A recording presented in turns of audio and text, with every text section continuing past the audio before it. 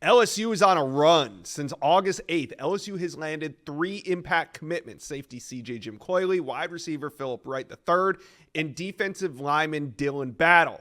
Now, in this video, I got the best insider in the LSU market, Shea Dixon, on this video. We're going to talk about what the Tigers have left to accomplish this summer. But before we get going, LSU fans, do me a favor. Hit subscribe to the On3 Recruits channel, the best recruiting channel on all of YouTube. All right, let's bring in Shea Dixon from the Bengal Tiger. Shea, what do you credit this late summer recruiting surge to? And do you think that we could see even more commitments before August ends? I think probably the credit in large part, beyond the work the LSU staff has done, goes to the reality that all these guys are about to start their senior seasons, right? We see so many dominoes drop before guys start that senior season. They want to focus on football. A lot of them are trying to be early enrollees, so they're big into, heavy loads of academic coursework. They don't need the distraction of visits anymore. They've taken summer OVs and unofficials. So I think this wave of commitments, Josh, in large part came because these guys wanted to shut it down before their senior year. But all 3 of these guys were guys that they hosted on official visits. Well, at least 2 of them were, Philip Wright being in-state, they had not yet, but had made big priorities over the spring and into the summer months. So none of them come as a major surprise. All right, LSU sitting at number 3 in the On3 industry team rankings. Now, we know, like you said, a lot of these decisions are happening before summer ends. But as we head into fall, what are the major needs the Tigers still have to address? I think they still want corners, and they'll be after some, obviously, beyond DJ Pickett, who's On3's number 1 corner.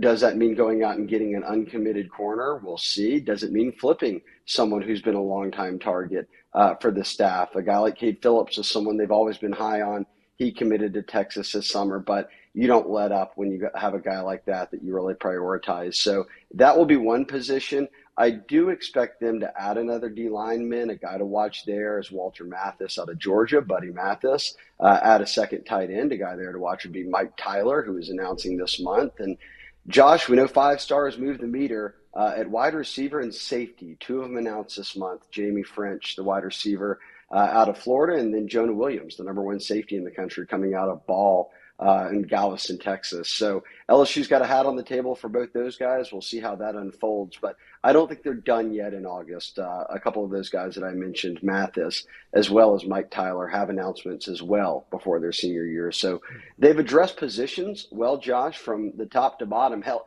right there in that studio you're sitting in, you had the number 1 overall prospect, Bryce Underwood at quarterback, and the number 1 running back, Harlan Berry, there during the On3 Elite Series. Really, from top to bottom, this is an elite class. And now, as of the latest On3 industry updates, Josh, the 3 teams with above a 93 average rating per commitment are Bama, Ohio State, LSU. Those are the top 3 teams in the rankings, and all 3 of them have been at number 1 at some point this cycle. So the race for number 1 is still on for LSU. Yeah, we also had DJ Pickett, the number 1 cornerback in the country. Our On3 LSU ties go deep, Shea Dixon. We are tied in with the LSU fan base. Trust me. Who else sat in that room? Do you have any other guys that maybe are going to end up in the class? Pickett was not committed when he sat in that room. Yeah, that's true. That is true. Maybe it was the fact that Bryce Underwood and Harlan, I don't know. All right, so we love to talk flips. You mentioned one briefly at the DB position, but who are some flip targets LSU fans should keep an eye on as we head into football season? I did a story on this for the Bengal Tiger and listed a number of names you can go check out, but I really based it around guys who are committed to other schools but have not let up contact with LSU, and vice versa, that LSU is still pursuing. Look, CJ Wiley was one guy at receiver. If they don't get Jamie French, they need a 4th receiver. Do they offer somebody new? They're in it with Jerome Miles, an uncommitted prospect out of Utah, an On3 top 10 receiver. But CJ Wiley's a legacy, and everyone thought that was going to be Georgia or LSU. Does that FSU commitment stick? They'll continue to recruit him.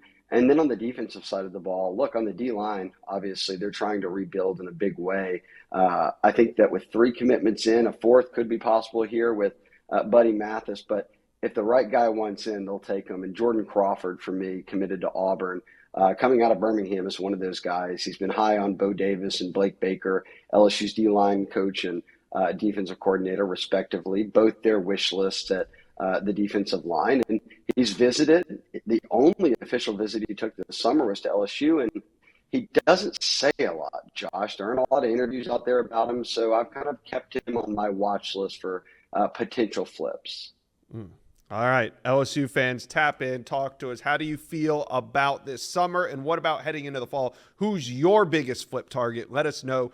Comment section below. Shea Dixon with the Bengal Tiger. It's going to be an exciting fall season. You guys go head over to that website. They do it better than anybody else. Appreciate you stopping by the Inside Scoop today.